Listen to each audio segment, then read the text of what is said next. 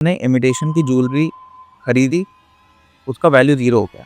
अगर ऐसा कोई सिल्वर है मार्केट में, तो वो सिल्वर ही नहीं। तो सिल्वर ज्वेलरी के बारे में तो काफ़ी लोगों को पता है, मगर कुछ ऐसे मेजर डाउट भी होते हैं जो कि लोगों के दिमाग में रह जाते हैं। तो आज हम कुछ मेजर डाउट के बारे में बात करेंगे जो कि लोगों के हमेशा अक्सर माइंड में ये क्वेश्चंस रहता ही है कि ये क्यों है, क्या है, कैसे है। तो आज हम वही बात करते हैं। सबसे पहला ये कि व्हाट इज़ 9 टू 5 सिल्वर? ये 9 टू 5 सिल्वर है क्या? देखिए, मार्केट में काफ़ी टाइप के सिल्वर आते हैं, ठीक है। 9 टू 5 ज्वेलरी के सेगमेंट में सबसे बेस्ट क्वालिटी सिल्वर माना जाता है। 9 टू 5 का क्या मतलब है? 9 टू 5 मतलब है 92.5% सिल्वर आपके ज्वेलरी में प्रेजेंट है। तो ये 9 टू 5 क्यों? 100% भी तो हो सकता है। ये एक अच्छा क्वेश्चन है वैसे। 100% क्यों नहीं? इसके पीछे एक बहुत ही सिंपल एक्सप्लेनेशन है। जो आपका सिल्वर है वो एक बहुत ही सॉफ्ट मेटल होता है। अगर उसमें 100% ही सिल्वर होगा तो वो मोल्ड नहीं हो पाएगा। आप ज्वेलरी बनाते हो तो वो मोल्डिंग होती है उसकी। आप सॉफ्ट मेटल लाइक सिल्वर आप उसको मोल्ड नहीं कर सकते, लेकिन वो बहुत ही फ्रेजाइल हो जाएगा। आप पहनोगे तो वो डिफॉर्मेशन हो जाएगा, उसका जो शेप है वो बिगड़ जाएगा। ओके, इसलिए उसमें जिंक, कॉपर ऐसे मेटल्स मिलाए जाते हैं जिससे वो थोड़ा परसेंटेज उसका कम करना पड़ता है सिल्वर का, लेकिन ओवरऑल वो प्योर क्वालिटी सिल्वर ही माना जाता है ज्वेलरी वर्ल्ड में। लेकिन आपका जो क्वेश्चन है वो एक जगह थोड़ा वैलिड है, जहाँ पे एक कैटेगरी होती है सिल्वर की, उसको बोलते हैं 999 सिल्वर, मतलब 99.9% सिल्वर। ये किस चीज़ में होता है? ये आपको मिलेगा बार्स में या कॉइन्स में, जो लोग इन्वेस्टमेंट पर्पस के लिए खरीद के अपने घर पे रखते हैं। लेकिन ज्वेलरी सेगमेंट में जितने भी ज्वेलरीज आपको मार्केट में मिलेंगे, टॉप टियर जो आपको सिल्वर मिलेगा मार्केट में, वो 92.5% यानी 9 टू 5 सिल्वर ही होता है। ओके, तो चलिए, आई होप आपके मन में ये जो डाउट होगा ये भी क्लियर हो गया होगा। तो बढ़ते हैं अपने सेकंड क्वेश्चन पे कि जो सिल्वर ज्वेलरी होता है वो इतना ज़्यादा कॉस्टली क्यों होता है? जैसे कि आप अभी देख सकते हैं सिल्वर का रेट चल रहा है वो 133 पर ग्राम चल रहा है। और सपोज अगर मैं 3 ग्राम के रिंग बनाता हूँ तो मुझे उसका कॉस्ट 399 पड़ना चाहिए, बट वो इतना कॉस्टली क्यों होता है? ये बहुत लोगों के दिमाग में होगा कि सिल्वर का प्राइस ही जब 133 रुपीज़ पर ग्राम, तो फिर इतना एक्स्ट्रा चार्ज क्यों होता है? जैसे कि आप हमारे वेबसाइट से कोई रिंग खरीदो तो वो आपको 1200-1300 उस रेंज का पड़ेगा जो 3 ग्राम्स का है। इतना एक्स्ट्रा चार्ज क्यों लिया जा रहा है? इसका एक बहुत सिंपल रीज़न है। जो आपको रिंग घर पे मिल रहा है वो सिर्फ सिल्वर डायरेक्ट उठा के रिंग नहीं बनता, उसके बीच में बहुत सारे प्रोसेसेस होते हैं। सबसे पहली चीज़ रॉ मटेरियल सोर्स होता है। उसमें रॉ मटेरियल आने में ट्रांसपोर्टेशन यूज होता है, ट्रांसपोर्टेशन का कॉस्ट है। फिर जब वो आता है तो मोल्डिंग होती है, उसका एक शेड बनता है, उसका एक कॉस्ट होता है। जो भट्टी होती है, भट्टी में उसको पिघलाया जाता है, मोल्डिंग का प्रोसेस वहीं से स्टार्ट होता है। तो इस केस में क्या होता है, जो उसका ऑपरेटर होता है वो एक एक्सपर्ट होता है। वो कोई ऐसा हैरा गैरा नहीं है कि भट्टी चला रहा है। वो एक बहुत ही पर्टिकुलर टेम्परेचर में उसको मेल्ट किया जाता है और वहाँ से मोल्डिंग का जो प्रोसेस है वो स्टार्ट होता है।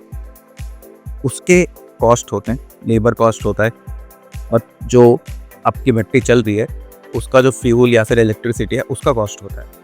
फिर जब वो मोल्डिंग होके आ जाता है तो मोल्डिंग होके आने के बाद एक प्रोसेस होता है, उसको बोलते हैं बफ। अब बफ क्या चल रहा है? बफ मतलब होता है कि आपका जो रिंग है वो ऑब्वियसली मोल्ड होने के बाद पॉलिश नहीं होता।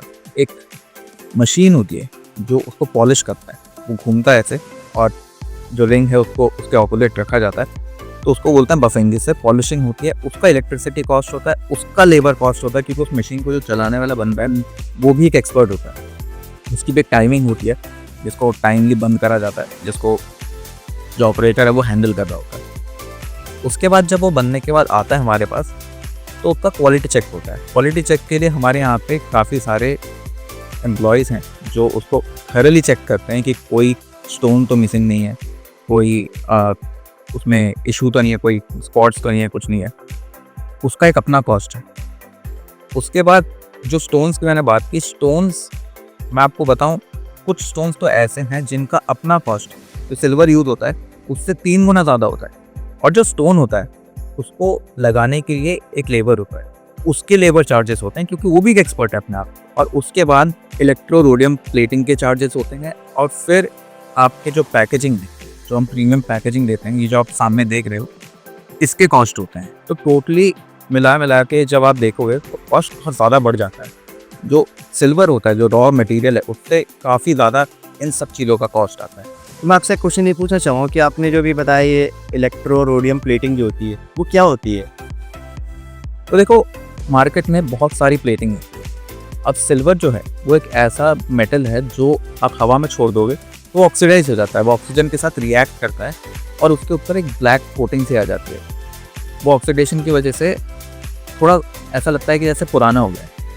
तो रोडियम प्लेटिंग जो होती है वो सबसे एक्सपेंसिव प्लेटिंग है। ऐसी काफ़ी सारी प्लेटिंग होती है, उसमें रोडियम जो चीज़ है वो एक प्लैटिनम फैमिली का मेटल होता है जिससे कोटिंग करी जाती है उसके ऊपर, और वो आपके रिंग के या ज्वेलरी के लाइफ स्पैन को बढ़ा देता है। मतलब वो काला नहीं पड़ता, बहुत लंबे टाइम तक वो काला नहीं पड़ता।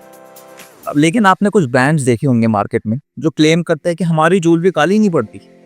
ये सबसे बड़ा झूठ है। ये मार्केटिंग टैक्टिक्स होते हैं, ख़राब चीप मार्केटिंग टैक्टिक्स होते हैं ब्रांड्स के, जो कहते हैं कि भाई हमारा तो काला ही नहीं पड़ता। अगर ऐसा कोई सिल्वर है मार्केट में तो वो सिल्वर ही नहीं है। सिल्वर एक बहुत बेसिक चीज़ है। अगर आप केमिकल कंपोनेंट्स के हिसाब से जाओ, वो ऑक्सीजन के साथ आएगा, वो काला होगा ही होगा। मतलब ये तो ऐसी बात हो गई कि मैंने गर्म तवे में पानी डाला और वो एवापोरेट नहीं हुआ, ऐसा कैसे हो सकता है? इसका मतलब वो पानी नहीं है। ऐसे ही अगर आपने असली चांदी देखा है, असली चांदी हमेशा काला होता है। तो मैं क्वेश्चन और पूछना चाहूँगा, अगर सिल्वर रिंग काला ही हो जाता है तो इससे अच्छा मैं मार्केट में जाके इमिटेशन रिंग क्यों ना खरीद लूँ? वो भी तो उससे अच्छा बेटर ऑप्शन है। बात सही लग रही होगी आप लोगों को, लेकिन होता क्या है ना, पहली चीज़ जो काला पड़ रहा है आप उसको कुछ हद तक इम्प्रूव कर सकते हो।